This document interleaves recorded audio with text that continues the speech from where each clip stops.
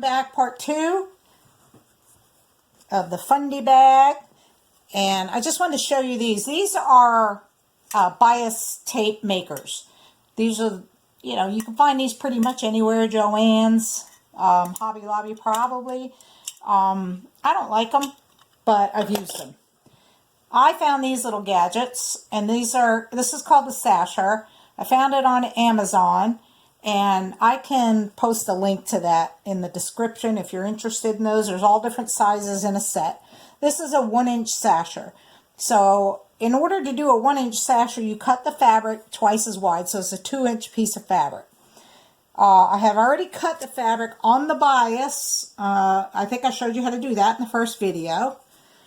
And the instructions for this say, go ahead and get it started this way. You press like that, because you got to feed it in. And then you press the outside edges into the center, and that's how you get it started.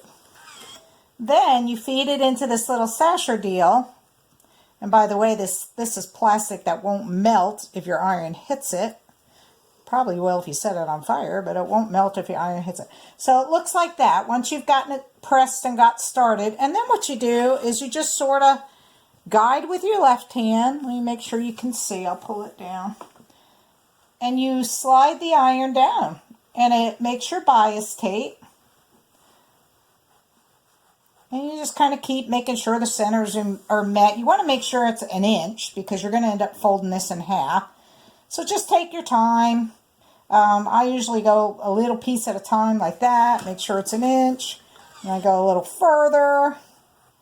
Make sure it's 1 inch. So what you're going to end up with, I'll finish this later, but for the sake of time, you're going to end up with something that looks like that.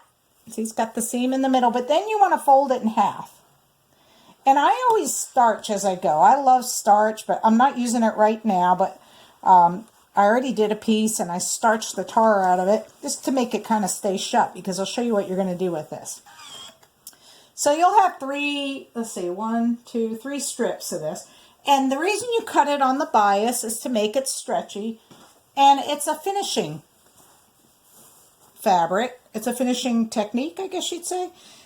And what we're going to do is we're going to put it all along the edges like that. And you can zigzag it. It's easier to catch both sides, or you can straight stitch if you're pretty good, but I'll show you what it's going to look like. So here's my piece that I have hanging off. This is the outer pocket, and I decided to zigzag this one. I don't know if you can see it very well. So there you go. So I've already done the top pocket. Just, you know, kind of move along here. And this is how you construct the lower pocket. You've got your outer fabric, your batting, which, by the way, I didn't say in the last video, you want to use your regular pattern pieces, the 2 different pattern pieces that you cut your fabric out with. You want to use those for your batting too, but you only need 1 piece for each side. So what you're going to do is you're going to put that batting, I ironed it on one side. This is the inner pocket.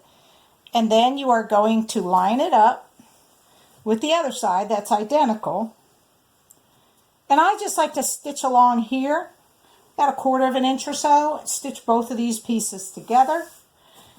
And what's going to end up happening is first I get these stitched together, then I'm going to put my binding here, then I'm going to put this piece on top of the inside piece. Now this will have the binding, this one already has binding.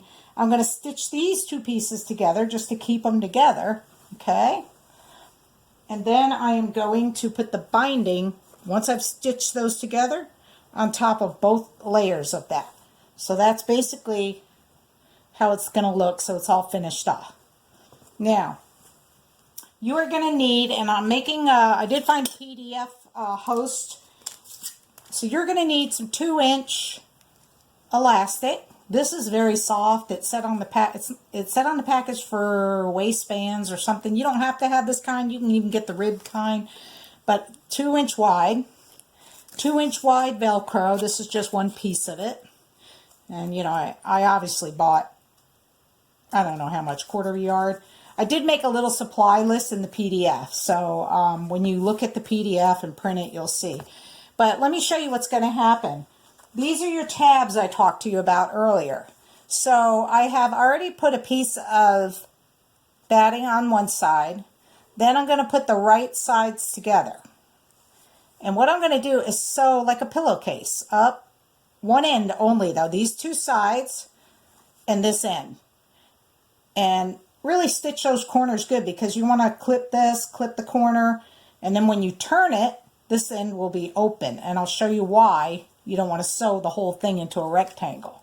The reason for that is you need to put this tab on your elastic.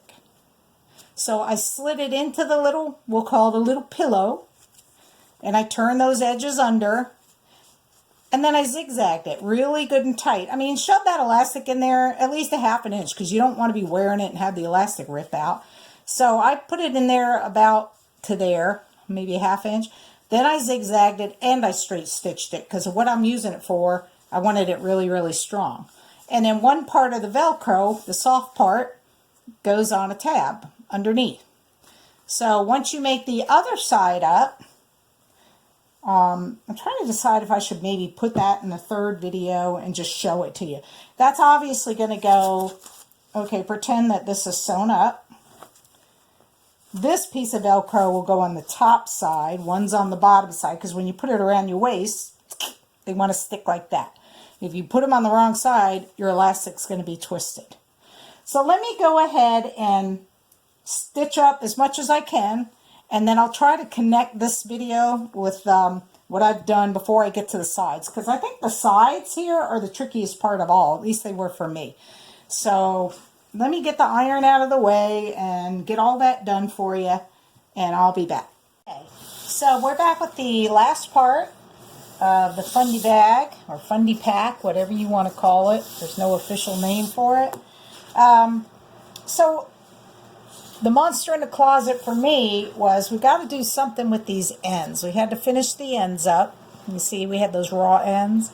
So the solution I came up with, and there may be a better way, I don't know, but this is what I came up with. I sewed the elastic onto the end and I zigzagged it and straight stitched it because you want it really strong. So I did that, and then I came up with this little loop that I made out of bias tape. I just ironed it flat. Remember, I showed you how to make it with a little maker. And it's 2 inches, and then you meet in the middle. But instead of folding it again, like I did for the edge here, I left it flat. So what I came up with was this little loop, and I sewed it inside out, and then I just slide it up to cover all these raw edges. So what I did was slide it, get those ends in there really nicely, and it's just a finish really to make it look a little more professional. Honestly, I think this was the worst part of making this thing for me because it's just such a hassle. But you can do it, or you might come up with a better way, and if you do, drop it in the comments because you might be able to help somebody. So I put the little loop on there, much neater than that, and I clipped each end, and then what I did was stitch along both sides, and it ended up looking like that. So that's the finish I came up with. Okay, so I've got my straps on, and I just want to remind you again, one of your Velcros goes up, one of your Velcros goes down, because you're going to Velcro it like that. And if you mess them up, your elastic is going to be twisted. Now the easiest part, oops, I'm showing you the wrong side. The easiest part of this is where you want to make your pocket. So say you just want to use this for an apron. You're a waitress or server or a vendor or a crafts person. You know, if you want to put your change in one section and your cash in one section, you can decide where you want the pockets to go. If you were going to do a passport, you could, make it exactly passport size in the middle and then have enough room over here for a credit card. If you wanted to put a little Velcro, you could. It's very customizable. In my case, this is mine. I'm using it for CC. to carry my gun. I put my gun here, and then I wanted a couple magazine holders here, and I could still fit my ID in down here, like my concealed carry license. So that's how I customize mine. So just draw on here, get your ruler wherever you want your pockets, draw your marks out with a piece of chalk and a ruler. What I did was I stitched it. Make sure you really give a good lock stitch wherever your pocket's going to end. You only need to sew from the second pocket down. And that's it. So if you have come up with some really cool ideas on how to do things, let me know and drop it in the comments, because somebody else might be able to use. See, this is what would happen if you sewed your Velcro on wrong. So make sure your Velcro is on properly. One up, one down, and you're good to go. So that's it. That's the Fundy back. Good luck. I hope you could do it. And I'll get that PDF uploaded, and I'll put a link below. Thanks.